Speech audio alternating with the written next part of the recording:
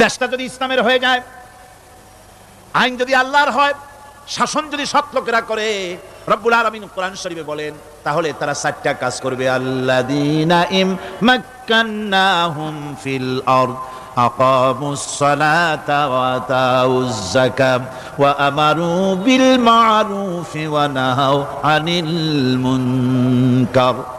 মুমিনেরা ক্ষমতায় এসে প্রথম যে কাজটা করবে, প্রথমে ক্ষমতায় এসেই নামাজ বাধ্যতামূলক করবে। প্রথম কি? ওয়াজ নসিহতে অনুরোধ করা হবে না, বাবাজিরা আল্লাহর রাস্তায় নামাজটা পড়েন না।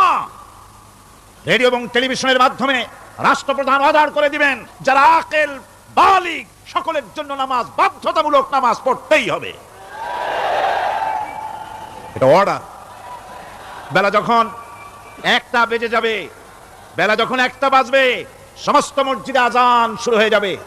আজানের সাথে সাথে অফিস, আদালত, কল কারখানা, ক্ষেত খামার, শিক্ষাঙ্গন সব ডেডলক হয়ে যাবে। আধা ঘন্টার জন্য বন্ধ হয়ে যাবে। যারা মুসলমান অফিসে, কলেজে, ইউনিভার্সিটিতে, সর্বত্র তারা নামাজের জন্য প্রস্তুতি নেবেন। আধা ঘন্টার ভিতরে নামাজ আর খানা সেরে আবার কলেজ চলবে, বিশ্ববিদ্যালয় চলবে, কল চলবে, কারখানা চলবে, ক্যান্টনমেন্ট চলবে, সেক্রেটারিয়েট চলবে, সব আপন গতিতে চলতে থাকবে। আল্লাহর রহমত, বরকত আকাশ ফেরে নাজিল হয়ে যাবে।